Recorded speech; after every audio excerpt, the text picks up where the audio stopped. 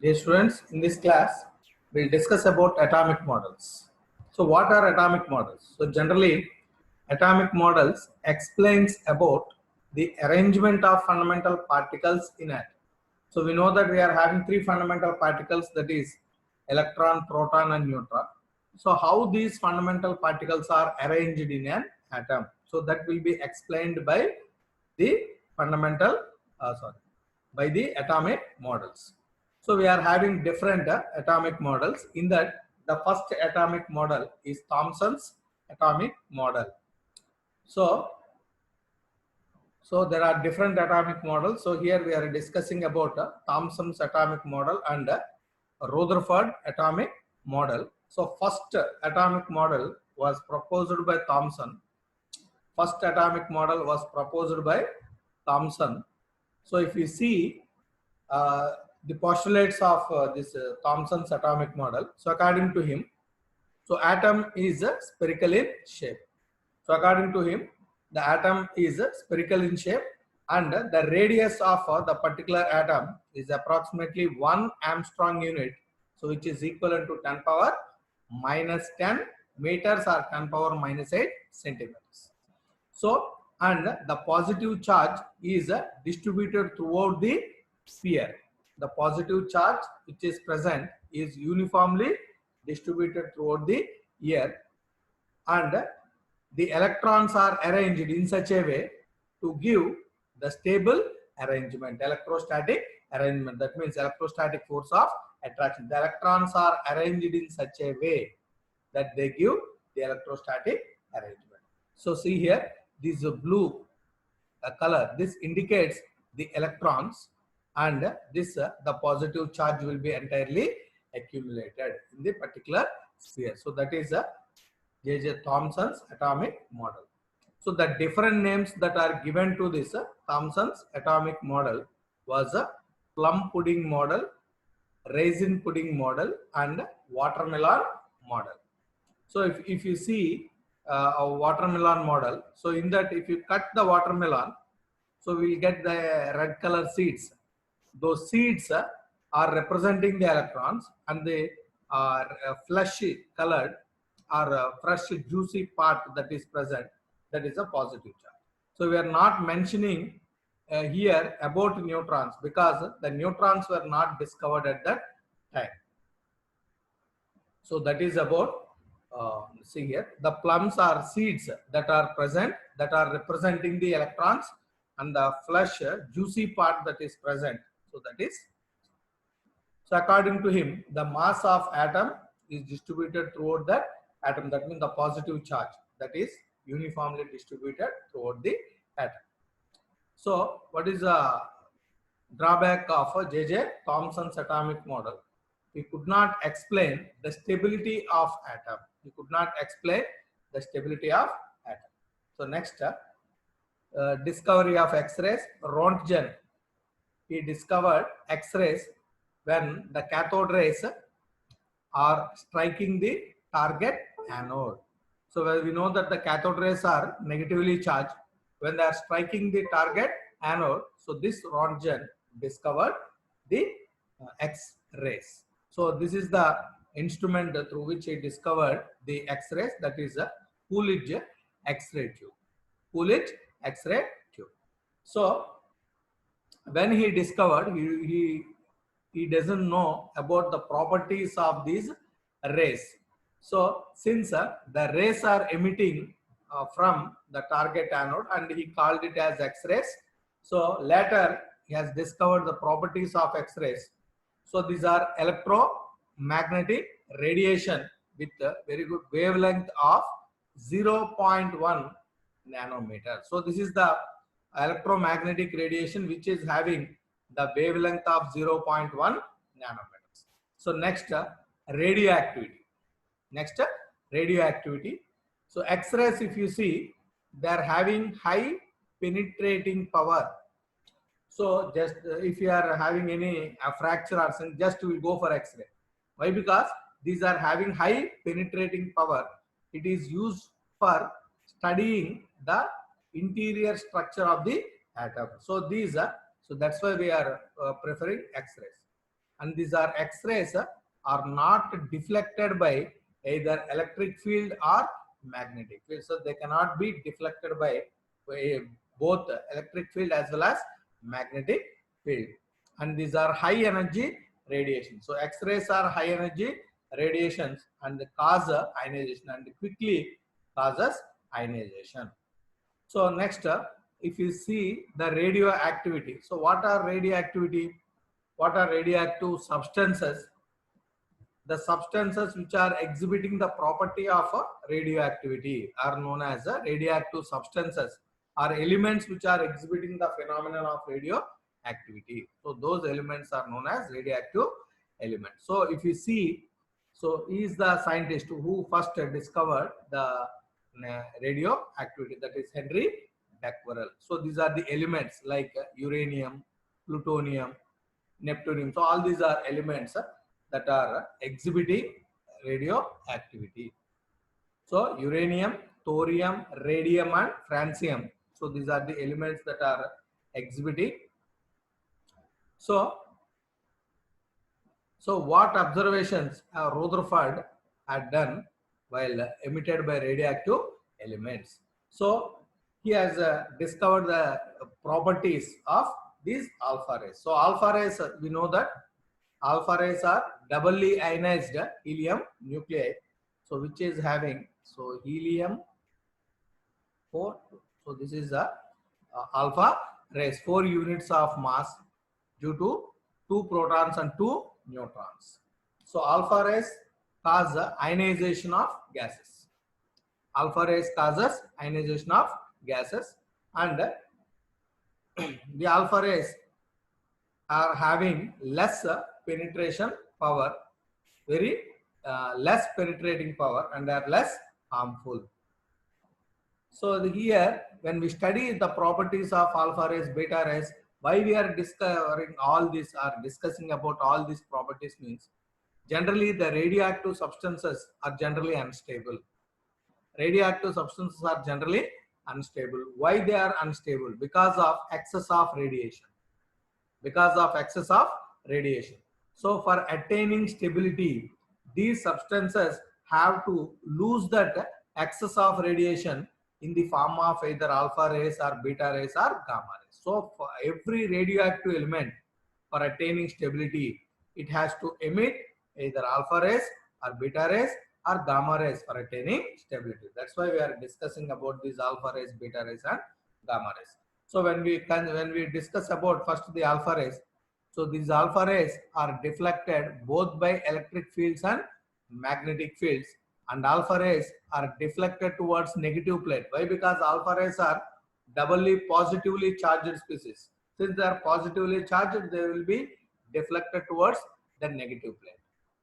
And beta rays are negatively charged. Since they are negatively charged, they bend towards the positive plate in the electric field. And the beta rays travel with higher velocities when compared to alpha rays. So the velocity of beta rays will be greater than the velocity of alpha rays. And the penetration power of beta rays is 100 times more than the alpha rays. We have already discussed the alpha rays are having less penetrating power. So when compared to alpha rays, beta rays are having more penetrating power. So 100 times more penetrating power than alpha rays. Now coming to gamma rays. These gamma rays are of all, they are having highly energetic radiations. So with much lower wavelength. We know that wavelength and energy are inversely proportional. Since they are having higher energy, so they are having lower wavelength. And when we are comparing the X-rays, the hard X-rays are having high penetrating power, and they are having a wavelength similar to gamma rays. And of all, the gamma rays are having highest penetrating power than alpha and beta rays. And gamma rays, if you see, alpha rays are positively charged, beta rays are negatively charged, and gamma rays are neutral part of electromagnetic radiation. So when we compare the penetration powers of alpha, beta, and gamma. So this is least will be alpha and highest will be the gamma. So 1 is to 100 is to 1000. And when we compare the toxic nature, the gamma rays are most powerful when compared to alpha rays and beta rays. Why they are more powerful means they are having more penetrating power and they causes mutation. They are responsible for mutation. And these alpha rays, beta rays, and gamma rays affect the photographic plate. But the maximum effect is shown by beta rays because of their highest E by M ratio, that is specific charge. So all these affects a photographic plate, but the maximum effect is shown by beta rays due to the highest specific charge. So next we'll discuss about Rutherford's atomic model. Rutherford's atomic model. So Rutherford and his students Ernest Madsen and Geiger bombarded a thin gold foil whose thickness is about 100 nanometers with alpha particles. So that means this Rutherford's atomic model is completely depending on alpha ray scattering experiment. So these alpha rays are made to pass through a thin gold foil whose thickness is about 100 nanometers. So next, a stream of high energy alpha rays were directed at the thin foil of gold metal. So they are allowed to pass through the gold foil. So this gold foil has a circular zinc sulfide screen around it. So whenever these alpha rays strikes the zinc sulfide screen, they cause glow on the screen. So where it is striking, so it is causing glow on the zinc sulfide screen.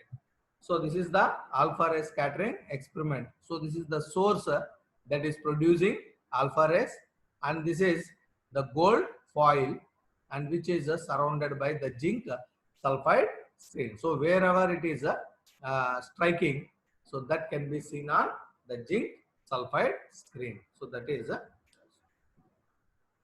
so this is a alpha emitter. So radon or polonium we are using, which is emitting alpha radiations, and this is a gold foil, and these observations can be seen on the zinc sulfide screen. So this is another experiment. So when alpha particles, see here, when alpha particles, so what are the observations that we have seen while alpha ray scattering? So most of the alpha particles are passing through the gold foil undeflected. So that means they are passing through the gold foil in a straight line. They are not undergoing any deflections. A small fraction of alpha particles only were deflected at a small angle. So a very few alpha particles. So 1 in 20,000 or 1 in traced, so they are bouncing back. They are bouncing back. Only few particles, few rays are only bouncing back. So what we can have the conclusions from this experiment? What conclusions we can draw? So from this, he found out that most of the space in the atom is empty. Because why? Most of the alpha rays, approximately 80%, more than 80% of the alpha rays are passing through the gold foil without undergoing any deflection. That means where it is undergoing deflection, where there is nucleus only. Where there is nucleus only. So the remaining part of the atom other than the nucleus will be hollow. That means empty. A few alpha particles per deflect indicates that atom has high density of positive charge in the small volume of atom, which causes repulsions, causing deflection from their path. So what this indicates? We know that the entire mass of the atom is concentrated in the central part of atom known as nucleus. Where there is nucleus only, when the alpha particles are passing through the nucleus, we know that nucleus is positively charged because the nucleus is containing both protons and neutrons. So protons is having positive charge whereas neutrons are neutral. So entire mass, entire charge of the nucleus is positive charge. We know that alpha rays are also positive charge. So when these alpha rays are passing through the nucleus, which is having the positive charge, repulsions will be taking place between these two. So uh, uh, that can be seen in the form of deflections. So the central part of atom where the entire positive charge and mass is concentrated, that part is known as nucleus. That part is known as nucleus. From this only we are able to find out the radius of atom, which is 1 Armstrong unit or 10 power minus 10, and the radius of nucleus is 10 power minus 15 meters. From this experiment only we can find out the radius of atom as well as the radius of nucleus. Radius of nucleus. Then what are the postulates? What are the postulates of Rutherford's atomic model? So Rutherford's atomic model is otherwise known as nuclear model. It is otherwise known as nuclear model or planetary model or solar model. Why it is known as nucleus? So nucleus model or planetary model. So planetary model means we know that the planets will be continuously revolving around the sun. In the same way, the electrons also will be revolving around the nucleus. Hence it is known as nuclear model. So see, the first postulate is explaining about nucleus. In the first postulate, Rutherford's atomic model first postulate explains about the nucleus. So what is the nucleus? The positive charge and the mass of atom is concentrated in a small region. That small region is known as nucleus.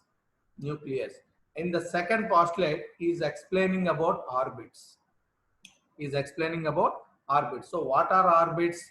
The electrons revolve around the nucleus with a high speed in closed circular paths.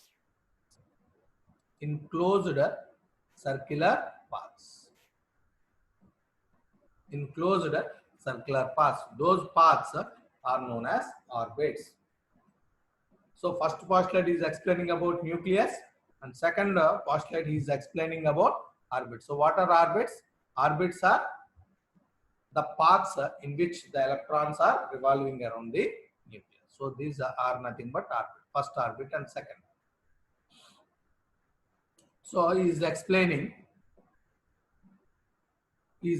about why the Rutherford's atomic model is known as solar model and the role of sun. So here the role of sun is, here the nucleus is playing the role of the sun, and the planets is nothing but the electrons which are revolving around the nucleus. So and that is about why it is known as solar model or nuclear model. And next, the electrons and nucleus are held together by electrostatic forces of attraction, because electrons are having negative charge and the nucleus is having positive charge. So entirely they will be having electrostatic force of attraction. Next, we'll discuss about the drawbacks of Rutherford's atomic model. So according to the drawbacks, according to the Maxwell, charged particles when accelerated should emit electromagnetic radiation. Therefore, the electron in the orbit will emit radiation. So the energy carried by the radiation comes from the electron motion. So that is about Maxwell. And according to classical law of electrodynamics, what happens? Any revolving body should lose energy continuously. But here, what happens if it is revolving continuously? It loses energy continuously and should fall into the nucleus, and the atoms becomes unstable. So, but it is not happening in the case of this. So that is the first drawback. So second drawback, he could not explain how the electrons are arranged around the nucleus and what are the energies of electrons. So we could not explain the arrangement of electrons around the nucleus and what are the energies of electrons that are revolving around the nucleus. So that is the second drawback of Rutherford's atomic model. And the third drawback is the hydrogen spectrum should be continuous according to Rutherford. So already we have discussed what is continuous spectrum without any gap. So continuously the spectral lines will be formed without any gap. But according to Rutherford, it should be continuous. The hydrogen spectrum should be continuous. But experimentally it is found that it is discontinuous. So these are the drawbacks of Rutherford's atomic model. Rutherford's atomic model. So based on this only the Bohr's atomic model has been developed. So depending on the drawbacks of Rutherford's atomic model, so the Bohr's atomic model has been developed. So what are the main points that are playing a role in the development of Bohr's atomic model? So that is a dual character of electromagnetic radiation. So that is both wave nature as well as particle nature. Wave nature and particle nature. So, and the second thing, the atomic spectra, which can be explained by the quantized electronic energy levels in atoms. Quantized, so which appears in the form of quanta. So all these this is the main thing that is responsible for the development of Bohr's atomic model. So in the next class, we'll discuss about the Bohr's atomic model. Bohr's atomic model.